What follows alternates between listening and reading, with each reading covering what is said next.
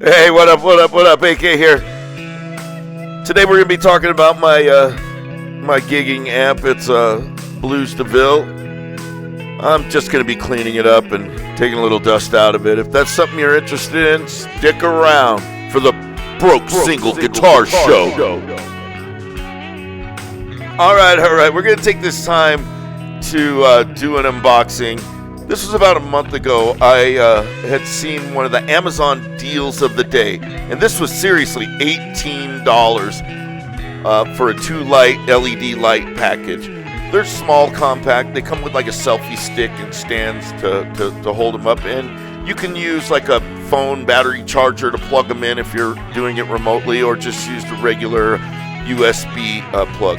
Now, I did purchase a newer brand previously, and they were made out of plastic. It cost like $29, and they've even gone up. I think they're up to $40 now, and I'm really happy with the Fudesi. It's Fudesi, whatever you want to call it. Seems like a real sturdy brand. The legs are steel. The selfie stick part of it is like a light steel, and it's really well made. And great buy for $18. And here we go. They also threw in a small tripod, little telescopic tripod. It like extends to maybe 10 inches total. So, and that was unexpected. I didn't know that actually came with it. So we'll take a look at the LED lights here. And right off the bat, I can tell that the Fudesi brand is a lot bulkier. It's a little thicker. It feels heavier than the newer brand, which I've been using. And don't get me wrong, I'm happy with newer. It just seems like everything about the Fudesi is higher quality, including the gels. As you can see, the gel is already wearing out from the newer brand, and Fudesi has a gel that looks like it's real thick, and it looks like it's not going to fade anytime soon. So I'm happy with that, and we'll just move along and see what else we have here. Variety of colors, and there you go, Fudesi lights. Alright, now, last but not least, we have the Onlyon S2 wireless in-ear monitoring system. And this was a $99 system, and I thought I would take a chance on, buying something more affordable, see if it's good. And, I'll have to admit, right off the bat, I wasn't real happy with it. I realized that the receiver was kind of cheap. The belt clip was really cheap and didn't even look like it would fit on my strap. As you can see, the strap is like a thick belt leather kind of thing, and it looked like it would have to be bent to actually get on the strap. And the knob itself was a little bit like shaky, I guess you could say. It wasn't a firm knob, and it clicks on and off. I didn't like that. I'd rather have a switch as opposed to your volume knob being the on and off. Now the transmitter is nice. I mean, it feels nice. It's all steel construction. It has both your inputs can either be low Z or high Z. Of course, it's got a wall wart 9-volt plug, but they all do nowadays. Nice antenna, and 6 channels on this. But unfortunately, after a month's use, every channel just didn't seem to stay on. It kept clicking off and on, and so I'll ruin this unboxing by saying this is probably not a good idea to buy one of these if you're looking for an affordable wireless in-ear system. I would probably go with a Shure or a AKG or a Sennheiser, something with a brand name, and that's all I got to say. I mean, the earbuds that they give you look like dollar store earbuds, or like those ones that you find on the Walmart checkout line for $5, if even that. And so that's my my unboxing, and we'll go ahead and take a look at this amp. I did buy this amp used, and it looks like the back's been off a few times. It doesn't have the original grommets. It has mix and match screws in there, and it's the molded vinyl. It's not like the later versions of the reissues that came out with the genuine cloth tweed covering. So it is what it is, and you get what you get. And I do have a light out, so I'm not going to change it today, but we'll get to that. What I'm going to have to do something with is the input jack. It's a common problem with these amps. The nut will come loose, somebody will tighten it too tight, and the plastic threads will just strip. And I'm not going to do much about it. I'm just going to hot glue the nut back onto the plastic threads. Now, I do have one replacement speaker. It was spec'd out. Well, the newer ones are spec'd out with the blue Alnico speakers, and they kind of look like that. And this one, since it is an older amp, it's the first generation. It has the silver Alnico speakers, and there we go, 1993. Yeah, that gives us a date. And then we got groove tubes, which is nice to see for the power. And on the preamp side, we have Ruby 12AX7s. Ruby doesn't exist anymore. The company doesn't. So these were probably made by the Shuguang company, and they still label them as Rubies because they're a high gain, low microphonic tube. As you can see, I keep stuff in a jar, just looking for a washer and a nut that'll fit on that jack.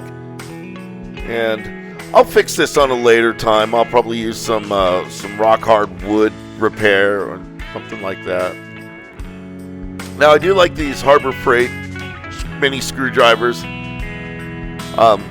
Makes it easy to get inside those small places so you can get the knobs off and clean under them. And as you can see, the input jack is hot glued and on there. It's actually pretty secure. It just doesn't look real great. I might take a razor knife and clean off all that excess hot glue. And I'm also going to clean inside the jacks. I just use like these little pipe cleaners that seem to work fine. I don't really want to spray into them, being that they're a closed jack, input jack box, or whatever you want to call it down there. It's probably better just to clean it with a brush or with the pipe cleaners. Now, when I got this amp, all the knobs were pretty much turning really, really, really stiff. And so this is nice to at least get it all cleaned up and get the dust off it and the grime. Good way to do that is with an old toothbrush.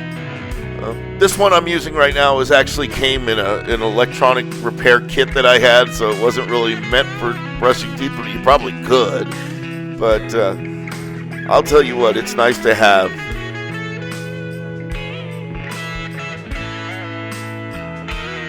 Get those knobs all nice and shiny. And just a disclaimer, I'm not an amp tech, I'm not any of that. I'm just cleaning up this amp, so I wanted to take the vacuum cleaner, get any dander, any dog hair, anything like that out of there. Some of that dust is really caked on there. I put the attachment piece onto the vacuum, as you can see right here, and I tried to brush it off. It's still stuck on there. So, you know, go with the old saying, if it ain't broke, don't fix it. As long as there's no dust or dander or anything, I'll be fine. Okay, I noticed that there's like these little holes at the bottom of the pots, and so I sprayed a little bit of contact cleaner in there. Didn't seem to be doing very much, so I'm not sure if that's even where you're supposed to spray the contact cleaner. I'm not an amp tech, like I said, but I do know that spraying them from the top down worked amazing. I mean, I would just suggest anybody, just spray some contact cleaner down there and you'll be fine. And pretty much every one of the pots had loosened up, and they turned so much easier than they did prior to spraying the contact cleaner. Now, I do want to take this time to remind you guys that I am giving away a Harley Benton DC 600 Vintage White. Has 3 humbuckers. Now, this is only in the United States, and just go to my page, find the video, and find out how to win this guitar. And now we're going to talk about these knobs and putting them back on. It's a little time consuming because they don't have a guide or anything to slide in and lock them in. So you have to kind of put a little bit of tension, pull them back over to the 1 or the 0 area, and then turn it back and then tighten it. And although I did feel this one slip, so I didn't tighten it completely, and I gave it back that little bit, and then you lock them in and good to go. Now, if you like videos like this, remember to subscribe, hit the like button, share, leave a comment, all of those. I'm not an amp tech. You don't have to follow my advice with any of this. I could be doing wrong. If you are an amp tech, let me know what a better way. I mean, I don't know. This is just my own personal gear. I thought I would show it to you, and let's take a listen to what this thing sounds like now. Here we go.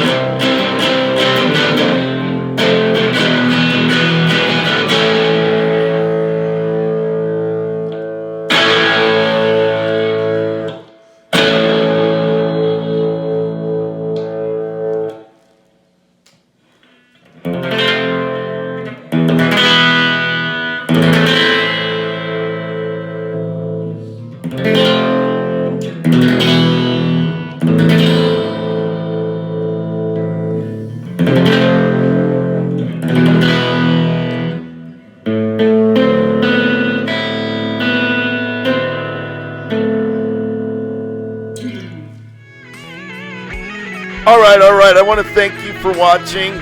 Don't forget to subscribe, hit that bell, comment, let me know what you think of these videos, let me know what you want to see. I do have more guitars coming. I have a bass review we'll be doing. Things are going to get busy at the end of the year. Maybe we might do a few more product reviews, and you know, we'll see you guys next week.